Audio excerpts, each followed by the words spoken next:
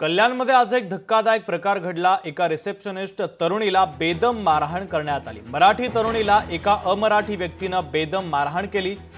तर गोपाल झा असं या व्यक्तीचं नाव आहे। तर तरुणीला मारहाण करण्यात आली। कल्याणच्या नांदिवली परिसरातील हा सगळा धक्कादायक प्रकार आहे। मारहाणीची संपूर्ण घटना सीसीटीव्ही कॅमेऱ्यामध्ये कैद झाली। मानपाडा पोलीस ठाण्यामध्ये गुन्हा दाखल करण्यात आला। तर मानपाडा पोलीस आता आरोपीचा शोध घेत आहेत। आरोपी सध्या फरार आहे।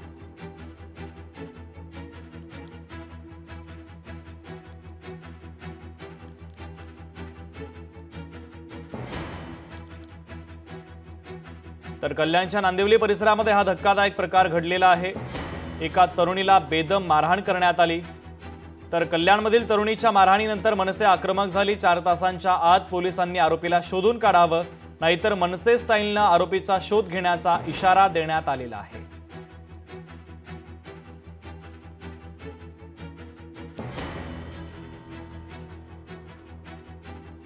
अनन्या झा म्हणून एक पेशंट आमच्या इथं पहिल्यांदाच आलता। तर तो त्यांचा रिलेटिव्ह होता की काय मला माहित नाही। तर सरांनी मला पेशंट थांबवायला सांगितले। त्यानंतर तो पेशंट माझ्याजवळ आला, मला बोलला की मी आज जातोय म्हणून। मी त्याला जाण्यास थांबवलं। त्याला मी जायला नाही बोलली म्हणून त्याने मला आई बहिणीवरून शिव्यागाळी केल्या। त्यानंतर मी माझ्या सरांना सुद्धा आवाज दिला की सर हा पेशंट बघा अरे तुरेची भाषा वापरतोय, अरे तुरेची भाषा वापरतोय। माझे सर बाहेर येईपर्यंत त्यांनी माझ्यावर मारहाणीचा दावा सुद्धा केला। मला आई बहिणीवरून शिव्या सुद्धा दिल्या त्यांनी माझ्यावर एवढा तुम्ही बघू शकता त्याच्या पायाचे डाग सुद्धा माझ्या अंगावर येते। माझी अवस्था अशी झाली की मला काहीच सुचत नव्हतं म्हणून माझ्या सिस्टरला फोन केला। माझी बहीण तिथं येईपर्यंत तो तिकडनं निघून गेला। आम्ही मानपाडा पोलीस स्टेशनला कंप्लेंट सुद्धा केली, पण त्यांचा अजून काही रिस्पॉन्स आलेला नाही। तर तो व्यक्ती जो आहे गोकुळ झा तो आम्हाला समोर हजर हवाय। या ठिकाणी असलेले रिसेप्शनिस्ट जी या गुन्ह्यातली फिर्यादी त्यांनी त्यास रोखले असता आरोपीने त्या रिसेप्शनिस्टला म्हणजे फिर्यादीला शिवीगाळ आणि दमदाटी केली, तसंच हल्ला केलेला आहे आणि अश्लील शिवीगाळ केली। या ठिकाणी या प्रकरणी मानपाडा पोलीस स्टेशनमध्ये आलेल्या तक्रारीवरून गुन्हा नोंद क्रमांक 884/2025 कलम 74, 79, 115(2) भारतीय न्याय संहिता या अन्वये गुन्हा नोंद झालेला आहे।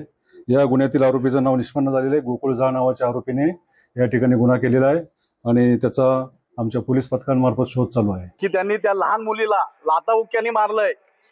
आम्ही त्याला सांगू इच्छितो, आम्ही त्याला चॅलेंज करतो, जर मर्दानगी दाखवायची असेल तर आम्हा मनसैनिकांसमोर दाखव। आम्ही यानंतर सिनियर पी यांच्याशी सुद्धा भेट घेऊ।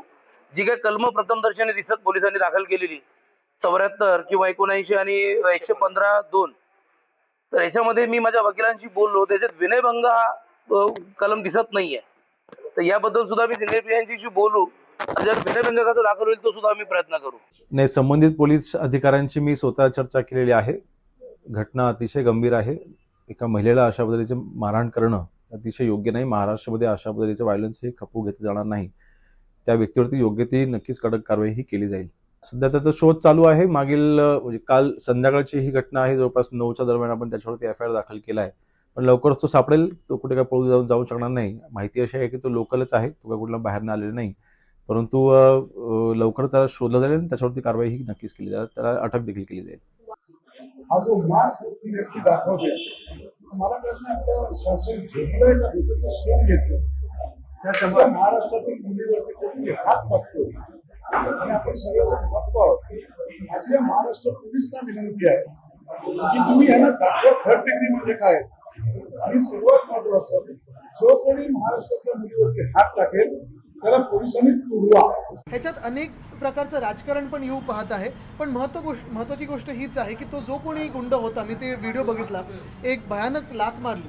हा व्यक्ती कोणी असेल, त्याची पार्श्वभूमी काही असेल, कुठच्याही भाषेचा असेल, कुठच्याही धर्माचा असेल, कुठच्याही जातीचा असेल, त्याला अटक तर झाली पाहिजे ना। मग तो कोणी असेल आणि ती समोरची व्यक्ती पण, ती महिला पण असेल, मराठी असो अमराठी असो कोणी असो, पण ह्याच्यात कोणी जरी असलं तरी लोकांनी त्याला चोप देण्याच्या आधी पोलिसांनी त्याला चोप देणं गरजेचं आहे त्या व्यक्तीला, नाहीतर लोक उतरतील रस्त्यावर आणि चोप देतील त्याला। लोकशाही मराठी ऐका, पहा, जागरूक रहा।